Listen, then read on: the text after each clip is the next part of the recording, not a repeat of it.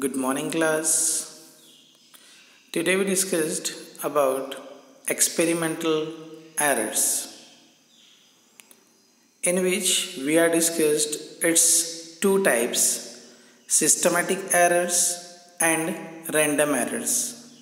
Before we start with the errors and its types, we discussed about accuracy and precision. We discussed that what is error, how we reduce error, what are the sources of errors.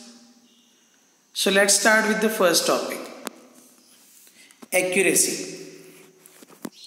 Accuracy is what? Accuracy is how close a value is to its true value. अब true value क्या है? True value is the actual value of the physical quantity, and when the measured value is very close to the actual value or true value, then it is said to be accuracy. तो वो क्या होता है? Accuracy होती है. Suppose that mass of a body is 50 gram. Mass of the body is 50 gram, and you are measured several times. Sometimes you are measured 49.8, sometimes you are measured 50.2, sometimes you are measured 49.9, sometimes you measured 51, like that. See, in each and every measurement it is very close to 50. So that is what? Accuracy. When the measured value is very close to the true value. Okay, I'll give you one more example. When you have a target, okay, this,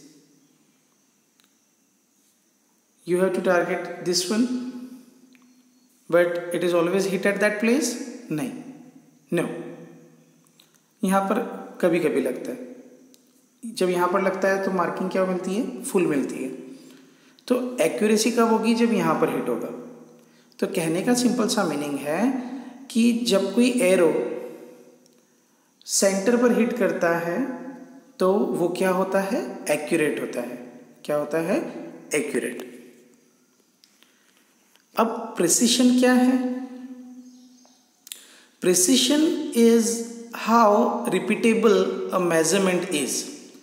जितनी बार आप किसी भी measurement को repeat करते जाते हो और बार बार आपका मेजरमेंट किसी पर्टिकुलर वैल्यू के आसपास आता जाता है, किसी पर्टिकुलर वैल्यू के आसपास आता है, एक्यूरेट नहीं, लेकिन जो आप मेज़र करते हो फर्स्ट टाइम, सेकेंड टाइम भी उसके आसपास ही आता है, तो उस चीज़ को हम क्या बोलते हैं? प्रिसिशन बोलते हैं. For example, again the mass of the body और object is 50 gram and you are measured several times, and you are measured like 57.6, second time you measured 57.5, third time you measured 47.7, 47.5, like that. So see, in each and every time you measured not this, not accurate, but see, once you measured, you start measuring 47.6 and the other values is very close to the first one, so that is what? Precision. One more example is there. An example is how close a second arrow is to the first one. It doesn't matter that you are hit at the center, but where you hit the first one, second one is how close it. Suppose that you are hit at that place, okay, and second time you are hit at that place. So first and second is very close to each other, so that is what? Precision.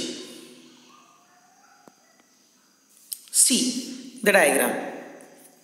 The first diagram in which the target is not hit at that place, center place, so it seems to be that low accuracy, क्योंकि एक भी arrow वहाँ पर नहीं लगा है तो accuracy तो डेफिनेटली लो है, लेकिन प्रिसिशन क्या है, हाई है। क्यों? क्योंकि सारे के सारे जो टारगेट हैं एक ही जगह पर, या फिर ये कहो कि बहुत पास पास हैं, तो इसलिए हम उसको क्या बोलेंगे कि हाई प्रिसिशन है, लो एक्यूरेसी है। सेकेंड डायग्राम में सी सारे के सारे एरो सेंटर पर हिट कर रहे हैं, तो डेफिनेटली यहाँ पर एक्यूरेसी क्या है, हाई है। और एक और चीज़ आप यहाँ देख रहे हो कि सारे के सारे जो फर्स्ट वाला एरो है, सेकेंड, थर्ड, फोर्थ, फिफ्थ जितने भी हैं वो सब बहुत पास पास अटैक हुए, तो यहाँ पर एक्यूरेसी हाई होने के साथ साथ प्रिसिशन भी क्या है, हाई है। अब यहाँ थर्ड डायग्राम में देखो, कोई भी एरो सेंटर पर हिट नहीं कर रहा है, तो डेफिनेटली एक्यूरेसी क्या है, लो है। अब यहाँ पर देखने वाली बात है कि एक एरो यहाँ पर हिट कर रहा है, एक एरो यहाँ पर हिट कर रहा है, एक एरो यहाँ पर हिट कर रहा है, एक एरो बाहर ही हो गया है, एक एरो इससे इतना दूर है, एक एरो इससे इतना दूर है। तो यहाँ पर जो एरोज हैं वो सेंटर पर तो हिट हुए नहीं हैं, साथ ही साथ जो पहला वाला एरो है, second, third, fourth, fifth, six, seven, eight, बाकी के एरो भी जो हैं फर्स्ट वाले से दूर दूर है, पास नहीं है। तो यहाँ पर एक्यूरेसी लो होने के साथ साथ प्रिसिशन भी क्या है, लो है। अब यहाँ पर देखो फोर्थ डायग्राम में, यहाँ पे आप लोगों को दिख रहा होगा कि प्रिसिशन तो वेरी लो है, बहुत कम है। क्यों? वो का वही रीज़न है कि फर्स्ट वाला एरो जहाँ पर हिट हुआ है, सेकंड, थर्ड और फोर्थ या रेस्ट जो एरोज हैं वो उससे अलग अलग हिट हुए हैं, दूर दूर हिट हुए हैं, तो प्रिसिशन क्या हुआ, लो हुआ। अब यहाँ पर एक्यूरेसी हाई है। क्यों? क्योंकि ज़्यादातर एरो जो हैं ट्रू वैल्यू के, एक्चुअल वैल्यू के या फिर सेंटर के बहुत ज़्यादा क्या है, पास है, इसलिए यहाँ पे एक्यूरेसी क्या है, हाई है। तो आई सपोज कि तुम लोग समझ गए होंगे कि प्रिसिशन और एक्यूरेसी क्या है। Now we discussed about what is error. अब एरर होता क्या है? एरर जनरली हम बोले mistake, yes. So error is the difference between the actual value, जो उसका एक्चुअल वैल्यू है, एंड द कैलकुलेटेड वैल्यू या मेजर्ड वैल्यू। दोनों में जो भी डिफरेंस होता है दैट इज व्हाट, एरर, वो हम एरर बोलते हैं उसे। Basically there are two types of errors. Generally जो हम फिजिक्स में पढ़ने वाले हैं वो कितने टाइप का एरर है, टू टाइप का एरर है, random error and systematic error. इन्हीं दो टाइप के एरर के बारे में हम बात करते रहेंगे। अब इसके बाद बात करने वाली बात जो है वो क्या है, वो है सोर्सेस ऑफ एरर्स। कि फिजिक्स में तो बहुत सारे सोर्सेस हैं कि किस किस सोर्स से एरर हो सकता है, तो हम इसके बारे में डिस्कस करते हैं। All measurements of physical quantities are uncertain and imprecise to some limit. मतलब जरूरी नहीं है कि जो भी हम मेजरमेंट करते हैं वो एक पर्टिकुलर वे में जाए, नहीं, बहुत सारी अनसर्टेनिटीज़ होती हैं। So there are three sources of errors. Generally हमने जो डिस्कस करने वाले हैं यहाँ पर कितने सोर्सेस ऑफ एरर्स के बारे में बात करने वाले हैं, तो generally three sources of errors के बारे में डिस्कस करने वाले हैं। और ये थ्री सोर्सेस क्या हैं, तो देखें। पहला सोर्स है नेग्लिजेंस, इग्नोरेंस या फिर inexperience of a person. Suppose कोई पर्सन इग्नोर कर रहा है मिस्टेक्स को, या निगलेक्ट कर रहा है किसी भी पर्टिकुलर सोर्स को, या फिर उसे एक्सपीरियंस ही नहीं है। तो अगर एक्सपीरियंस नहीं है, निगलेक्ट कर रहा है, इग्नोर कर रहा है, तो डेफिनेटली वहाँ पर एरर होने की पॉसिबिलिटी बढ़ जाती है। तो एक सोर्स तो नेग्लिजेंस या इनएक्सपीरियंस ऑफ अ पर्सन होता है। सेकेंड जो होता है वो होता है फॉल्टी एपरेटस। मतलब कई बार एपरेटस में ही मिस्टेक होता है, और अगर एपरेटस में मिस्टेक होता है तो डेफिनेटली मिस्टेक आना ही है, एरर्स होना ही है। अब वो एपरेटस में जो फॉल्ट होता है वो अलग अलग रीज़न की वजह से हो सकता है, जिसको हम आगे डिस्कस करने वाले हैं।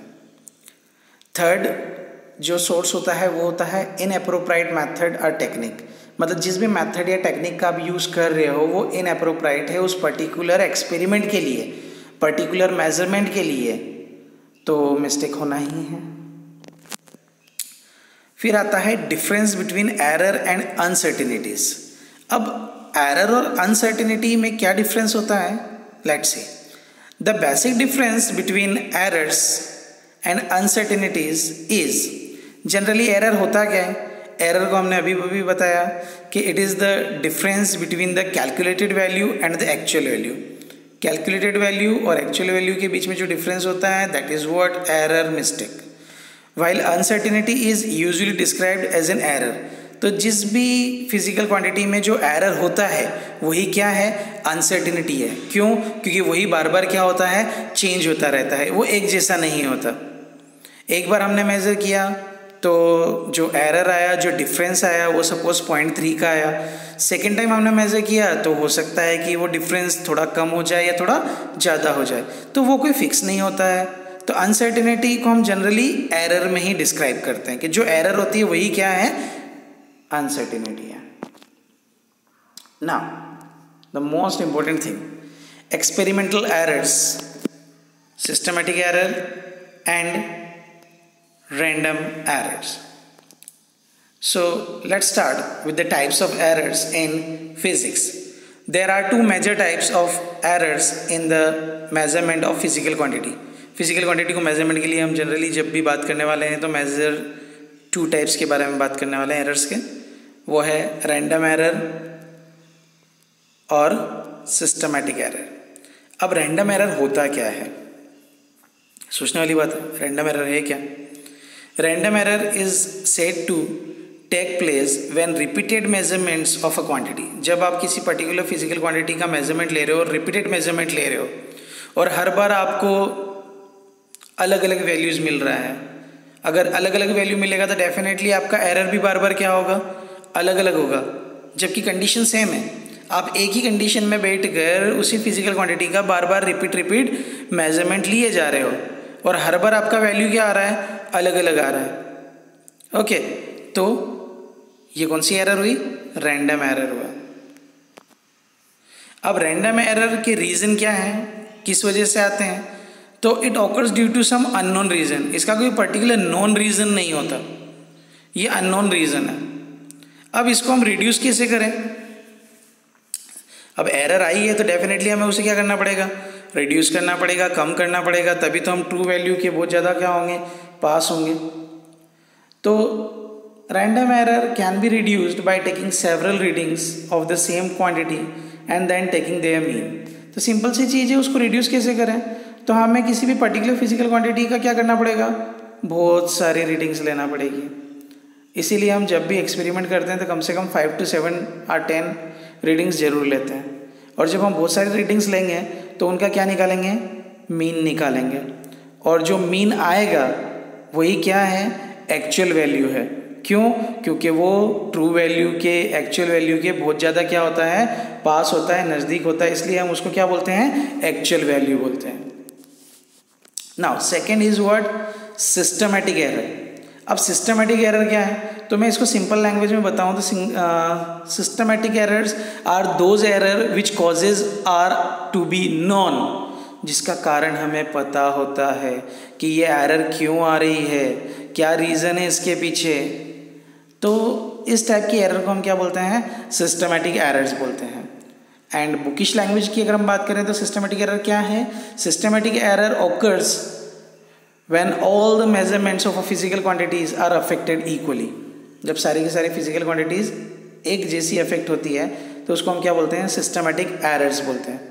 This give the consistent difference in the readings. तो इस वजह से जो डिफरेंस आता है वो कंसिस्टेंट होता है। कंसिस्टेंट होता है मतलब बहुत ज़्यादा आसपास ही आता है।